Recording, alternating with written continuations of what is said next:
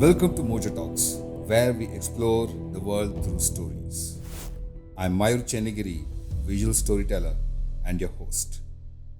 Welcome back to Mojo Talks with Mayur Channagere. This is the second part of our conversation with Ryan Lobo, a photographer, filmmaker, artist, writer, a person who wears multiple hats. Ryan, welcome back to the part two of our conversation. You have traveled the world. You've been in places that you've seen things as a photographer, as a filmmaker. You've been in war zones. Your book, War and Forgiveness, talks a lot about that, as to what you were going through at that point. You've seen all that, and that has molded you as what you are today. When you travel to certain places, you can see how damaged civilization can get and how horrific the world can become. And it's like Joseph Conrad, the writer who wrote Heart of Darkness, wrote, we live in the flicker. It's like you've got a little candle, which is the light of truth, and we live in that light that flickers, and that light can go off. And it has. Like you look at the last 100 years of world history, you've had the Holocaust, which involved like the murder of 11 to 15 million people, including 6 million Jewish people. You have Cambodia's killing fields. You have the Indonesian genocide against the communists. You have the what happened in China with 65 million people murdered. You have the Gulag Archipelago. Glad I pronounced that right, which killed like millions and millions of people. So you have these horrific descents into the abyss. And though we live in a world today with, I'm looking at all this tech and I'm sitting in this lovely sofa with old friends and chatting, all this can go to hell. And it takes work to keep it going. It takes work to keep it going. It takes suffering. It takes transcendence to keep it going. So, yeah, you see how bad things can get and you realize how important it is to prevent that, let's say. You want to share some stories from your travel, General Butt Naked, for example. So, General Butt Naked was a documentary film directed by my friends Eric and Danielle. I was a producer on that film, and I got to travel to West Africa in Liberia, and I did a lot of photography and writing around that. About a man who had killed a lot of people during Liberia's civil war, and who had then become a born-again Christian, okay? And was on this quest to achieve forgiveness from his victims. But against that backdrop, you also have the law. You have the Truth and Reconciliation Commission, which was an attempt to bring some kind of peace and forgiveness to this very war-damaged land. So it was interesting to see those things exist against each other. So, I mean, end of the day, when you commit such terrible crimes, we have laws in place. You have to be punished. But when you have a country which has been at war for so long, all these institutions have collapsed. All these institutions which a lot of us take for granted, like the law, the police, the health services, all collapsed. So it was against that backdrop that they set up the Truth and Reconciliation Commission, which was meant to bring some kind of healing. So as Butt Naked told me himself, there can be no true healing without confession and then forgiveness, because the perpetrator and the victim are involved in this act. So the perpetrator has to confess and the victim has to then forgive. Doesn't have to, but should forgive if you want true healing. Then the road to healing is allowed. But if it's only victims forgiving, or if it's only perpetrators confessing, It cannot be that one-sided. road to peace is challenging, let's say. So-called peace. So it was an incredible trip, and one of the experiences I had in that trip was watching actual forgiveness happen. You had this man who had done such horrible things, going to victims. He had murdered this woman's husband and eaten his heart. I mean, so crazy it sounds. And he had confessed to her in great detail and apologized, and over a relentless period of time, and she was weeping and sobbing, and she didn't say anything, but when she left, she put his hand on his shoulder very slightly and left. I didn't see her again for a long time. So I'm saying it was powerful to see these things. Now, this exists very separate to the use of law. It's great that some of these stories might exist, but the application of a law is very different. topic. So it was interesting to see these processes carry on. Wow. But I'm sure you would have seen the other side also, where he was being spit on or slapped or Not really, no. no.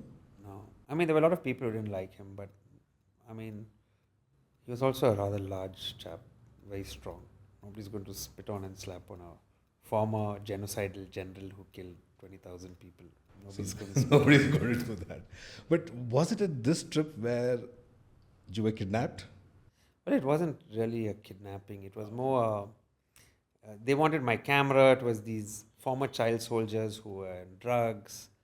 And they were trying to get my camera away from me, and they'd take me down the slum. And I knew it was very dicey. And I'd taken some selfies. Before selfies were cool. I was very scared. I was really scared. That was visible in the picture. Yeah, because I knew it was only a matter of time before I could have been stabbed or worse, But I didn't let go of my camera, and I did these selfies. And then later on, when I looked at the picture, I was like, oh man, that's me. Okay, look at this ridiculous looking Indian fellow with one funny hat in Africa. I mean, you have these ideas of the adventurer, no? So for a long time, today, when you go and see tourists in India, you'll see them in the city, but they dress like they're going to the jungle, because the idea of India is, oh my God, we're going to this tropical place with elephants and people, snake charmers and whatnot, So the idea of a place influences how you dress. So my idea of Africa was from all the books I had read as a kid, about lions and zebras and Maasai warriors and So I was dressed the part, and I was looking at myself all terrified and scared, and it was quite revealing. It was nice in a strange way. I think this was before you got married. Yes, this happened before I got married. After I got married, the war zone came home. Yeah, Joking. It didn't come home. Best thing I ever did, and my wife is the best decision I ever made. Nice comeback. Yes, thank you. No, I agree. The war zones come home, and the person fighting that war is Ira and not you. Yes. You are the devil. Yes, that's true. No, because I remember talking to your mom, and one of the things that I hope to ask her one day is, as a mother, how did she, or even your father David, right? As parents, did they try to stop you, or how did they even reconcile with the fact that you're going to such areas? It wouldn't have been easy. Well, I wasn't that young. I was in my 20s. And they have 6 children, no? So 1 or 2 are expendable, I think. Or you care less when you have more kids, I mean, you see all these parents with 1 kid and they're like, oh my God, she's got a cold, and running behind her and all this. When you have 3, you'll be like, whatever. Here's a tissue. Use it. Or use the rug, The more kids you have, the less your necessary, I mean, it's truth. It's a biological truth, let's say. Yeah, but but right now when I look at things, you are the anchor right now here. Anchor of what? I mean, for the family. I'm the black sheep of the family. Everybody else did good degrees and went abroad and got good jobs and are doing quote unquote well. I'm the fellow who ran off to all some war zones. Like I said, the creative life is definitely leads to all kinds of miseries, and did all these things which sound very exciting, but they involve tremendous challenge and very often failure, I mean, your great diamond is looked on like another rock. Yeah. See, I want you to build a bit on that, Ryan, because again, I think I'm repeating myself, but still, today's generation, they get carried away with the glamour. They don't see the hard work. They don't see the difficulties of pursuing a career like this, especially today. Like, they believe that creativity is there only, performing arts, photography, filmmaking, dancing, whatever. But creativity is everywhere, isn't it? I mean, that's what I gather from our discussion so far. Well, I don't think it's everywhere. You're either creative or you're not necessarily creative. A lot of people say, oh, everyone's creative, everybody has the creative. I don't think that's true. I think some people are called to it. And it need not be something good. It could really be a curse also. Could be. Because it leads to, you're compelled to be and do things a certain way, and you're taking it beyond what everybody else does, or you're attempting to, which means you'll come across opposition, and you have to chart your way in those unnavigated waters and find support from others. And it's not easy, you know. If you want to join industry as it exists, I think it's much less difficult. You The risk entry to is less. barrier is So I mean, which is why you become an apprentice to someone. You learn how to do things a certain way, and then you become successful. You know. just picking up on the, the whole thing of forgiveness, right? Ryan, you want to add anything more? A friend of mine passed away. He was he was, I think, in his 60s, and he was in conflict with a lot of people. He had very strong views, and he was very rigid, and he was a very good guy, but once again, an idealist of sorts, you know, and he died. So, I mean, to understand people and to show empathy, which you mentioned, I think a good way is to learn their stories. What's your story? Why are you the way you are? So with photography, I attempted to do that by, rather than just taking photos of something, your representation, you know, your expressionist representation of a person, let me ask them. So let the photo go along with a very detailed interview, you know. You ask them about their successes, their failures, and in that way you build a story about them, which isn't necessarily a two-dimensional kind of story. It provides depth. So when you look at that photo, everything suddenly falls into place. So with Suchindranath Iyer, who was my friend, I did like an ethnographic kind of interview for a magazine, actually, an American magazine, an art magazine called Bidoon. So, I mean, you're talking about forgiveness. So he didn't have much of it in his life. It became very clear. But he suffered terribly for it. So I think sometimes a lot of us base our worldviews based on our personal experiences. So when we've suffered under people who've been bad to us very often, it colors our view of the world, you know, and we carry anger with us. And in the long run, I think it harms. So not only seeking forgiveness, but also forgiving people who hurt you, who intentionally, unintentionally, I think frees you from certain shackles which interrupt your creative life. You know? So forgiving is a very selfish thing if it's done with integrity. You know? But it's not easy. Yeah, forgiving is not easy, especially if the wound is open, you know. So there's actually an uncle of mine was telling me about something called forgiveness therapy, you know, because after I did this shoot in Africa, I was talking about it, and he says, like, if somebody's done something terrible to you, pretend you're put a chair in front of you and pretend you're talking to that person, you know, you do it in private, and you tell them everything that person's done to you and why it's hurt you and why it's upset you and what you feel about them and so on and so forth. Then you go and sit in that same chair and you talk pretending you're that other person, attempting to justify or explain yourself, you know, and very often we know far more than we let up upon. Like very often say somebody's done something bad to you, you'll use that rage, that anger as an excuse to be a certain way, you know. But very often deep inside you know why they were that. Maybe that person had gone through a very tough childhood. Maybe that person's whatever, parents or family members had treated them badly. And you already know the answer. But very often you use that person's bad behavior as an excuse for your bad behavior, you know.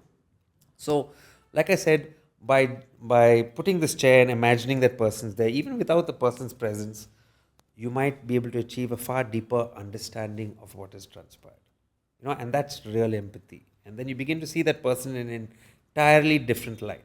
And it allows you to care for that person or love that person again, you know.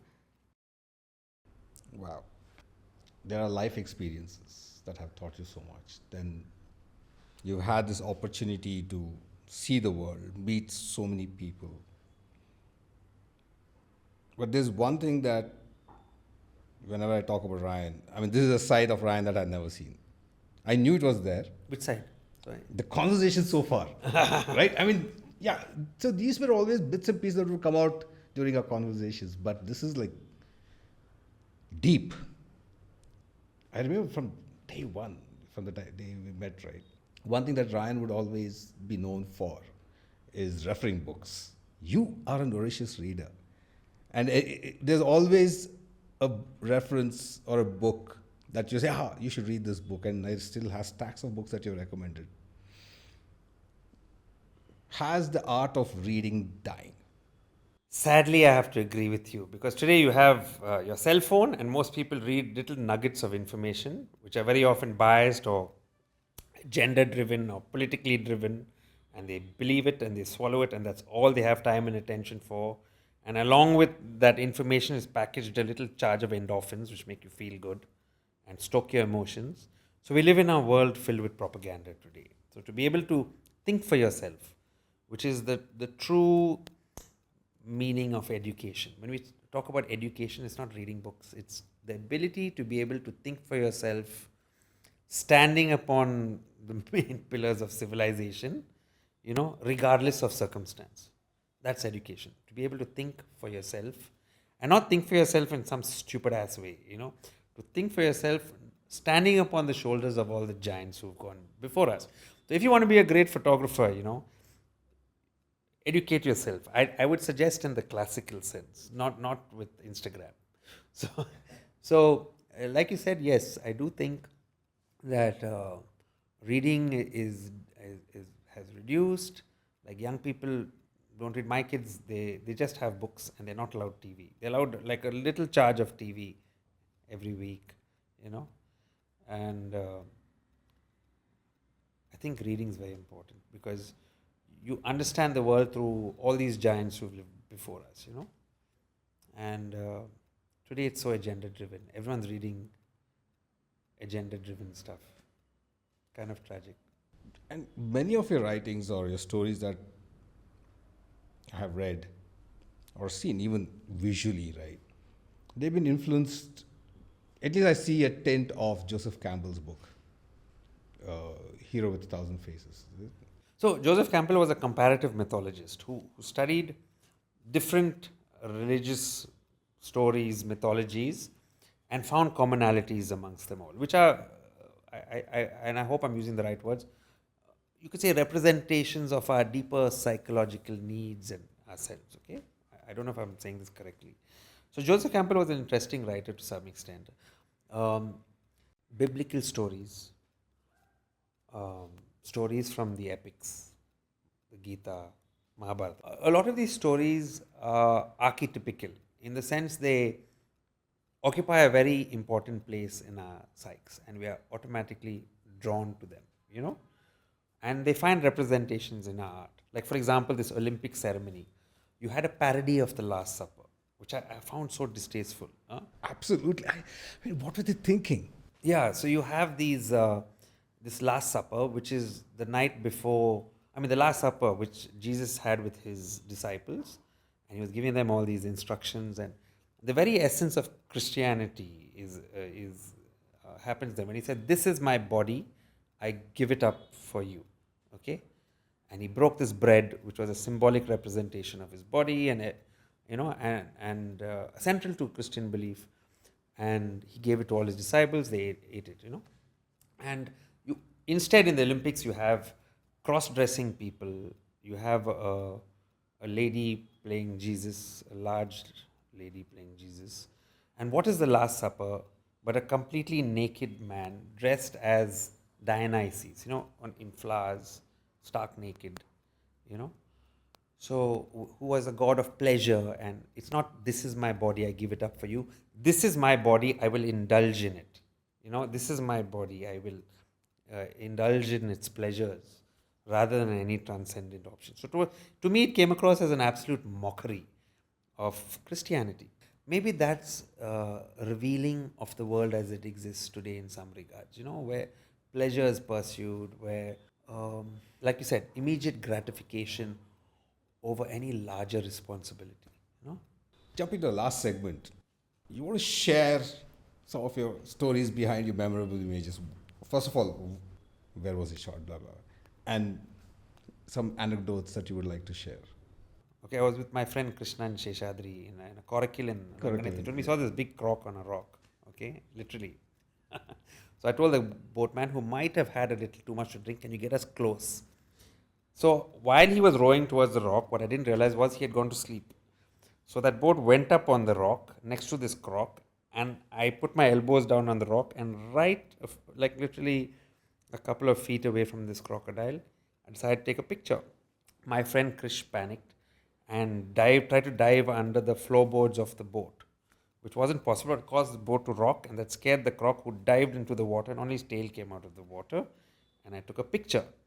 It was nice. It was a nice picture because it was like what lies beneath. Let's say, the monsters that lie beneath what you can see. All the horrific potentials of loss of civilization, Mayur. But you were few meters away from the croc. It could have No, gone it was a couple of feet. couple of feet. Yeah, it was a very wide angle. Wide lens. angle lens. Yeah. And it could have gone either way. No, that croc is one overfed croc. It wouldn't have gone either way. He's like one fat fellow. He sits there for all the tourists all the time.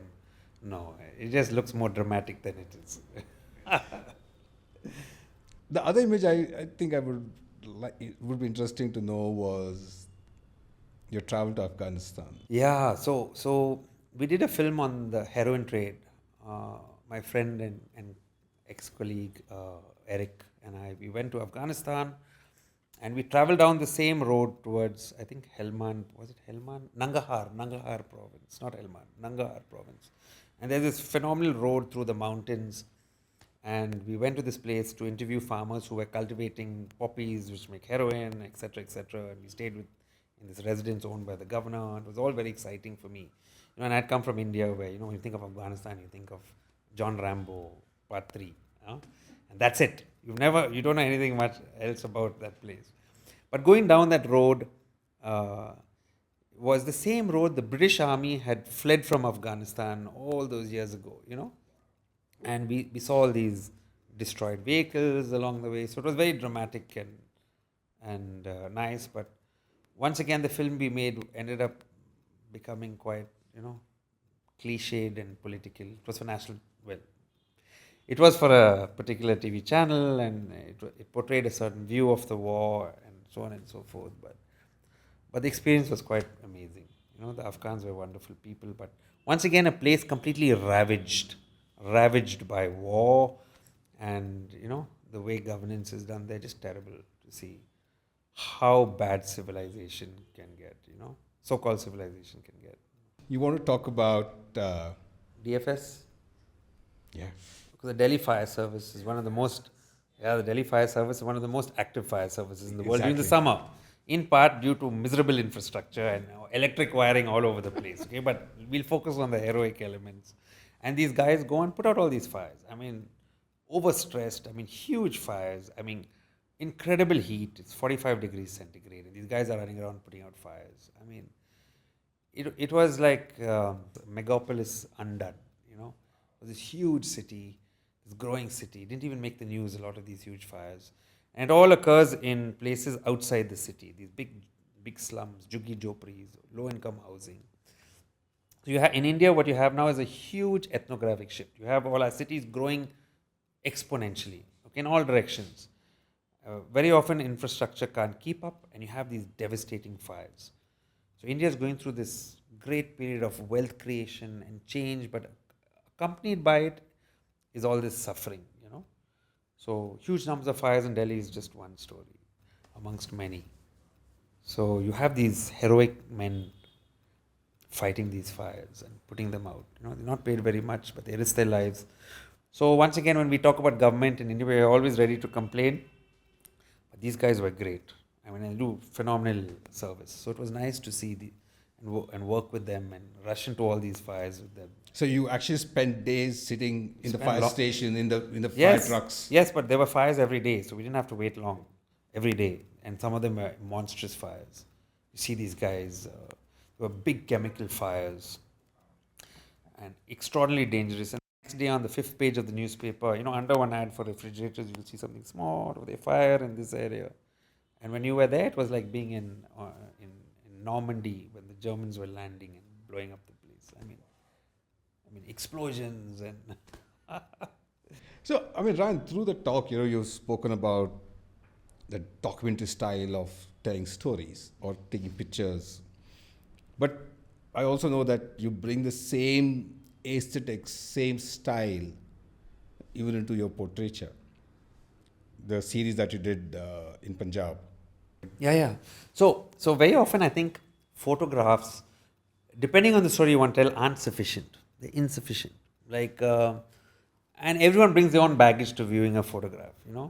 So there was an area in the Punjab called Taran Taran. Okay, a lot of insurgency, a lot of suffering, a lot of people were killed by the authorities. A lot of people were killed by terrorists, and emanating out of this was a group of performers, and you could see their life experience revealed in some regards in the performance, and it was a very macho performance of all these men putting themselves through physical pain and physical challenges, and doing these extraordinary things, breaking tube lights on their heads, and I mean it looks very spectacular, but there was a deeper story beneath that. And when you spoke to these guys, the story was the loss of a more traditional way of life. And they were bemoaning that, that what their gurus had taught them, this modern world had set aside. So in some regards, I captioned the photographs with these lines which to me were very powerful, said by the performers themselves when I spoke with them, So very often photographs reveal only what the viewer wants to see.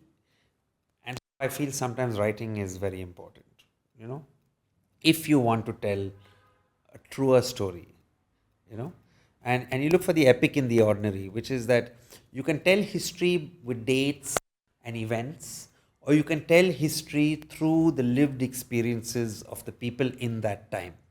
And there are so many histories in India, interweaving, intermingling, colliding, crashing, exploding. So for me, the Sikh performer story was an important story actually, which revealed something more than just a performance. It was an entire tapestry of history and events. Awesome. Ryan had an absolute blast recording this episode because these are stories that you have shared with us over the last couple of decades, right? And bringing all of them together in one conversation has been an absolute privilege. Thanks for doing this. Thank you, Mayur. For everyone tuned in, if you guys enjoyed this conversation as much as we did, keep coming back for more episodes with more speakers, more storytellers on Mojo Talks with Mayur Channagere.